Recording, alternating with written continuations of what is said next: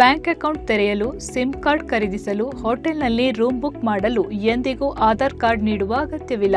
Aadhaar card ನಮ್ಮ biometric ವಿವರಗಳನ್ನ ನೀಡುತ್ತದೆ. ಕೊನೆಯ 4 ಸಂಖ್ಯೆಯ ಗೌಪ್ಯತೆಯನ್ನ ಕಾಯ್ದುಕೊಳ್ಳಬೇಕು. ಹಾಗಾಗಿ ಅದರ ದುರುಪಯೋಗ ಆಗುವ ಸಾಧ್ಯತೆಗಳಿರುತ್ತವೆ. ಆಧಾರ್ ಕಾರ್ಡ್ ಅನ್ನ ಕೇವಲ ಪ್ರಾಪರ್ಟಿಗಳ ರಿಜಿಸ್ಟ್ರೇಷನ್, ಯಾವುದಾದರೂ ಆಸ್ತಿ ಖರೀದಿಸುವಾಗ, ಮನೆ ಬಾಡಿಗೆ ಪಡೆಯುವಾಗ ಮಾತ್ರ ಆಧಾರ್ ಕಾರ್ಡ್ ನೀಡುವ ಅಗತ್ಯತೆ ಇರುತ್ತದೆ. ಬ್ಯಾಂಕ್ ಅಕೌಂಟ್ ಅಥವಾ ಇನ್ಯಾವುದೇ ವಿಚಾರಕ್ಕೆ ನಿಮ್ಮ ಬಗ್ಗೆ ಖಾತರಿ ಪ್ರೂಫ್ ಸಲ್ಲಿಸಲು voting card, latest current bill, telephone bill ಅಥವಾ 10ನೇ ತರಗತಿಯ ಮಾರ್ಕ್ಸ್ ಕಾರ್ಡ್ ಸಲ್ಲಿಸಬೇಕು. ಹಿಂದೆ ನೀವು ಆಧಾರ್ ಕಾರ್ಡ್ ನ ಆಕ್ಟ್ ಅನ್ನ ತಿಳಿದುಕೊಳ್ಳಿ. ಎಲ್ಲಿ ಆಧಾರ್ ಕಾರ್ಡ್ ನೀಡಬೇಕು, ಎಲ್ಲಿ ಆಧಾರ್ ಕಾರ್ಡ್ ನೀಡಬಾರದು ಎನ್ನುವ ವಿವರವನ್ನ ತಿಳಿಯಿರಿ. ಅಂತೆಯೇ ಫೋಟೋ ಮತ್ತು ವಿಡಿಯೋಗಳಲ್ಲಿ ತಮ್ ತೋರಿಸುವುದು ಅಥವಾ ವಿಕ್ಟೋರಿ ತೋರಿಸದಿರಿ.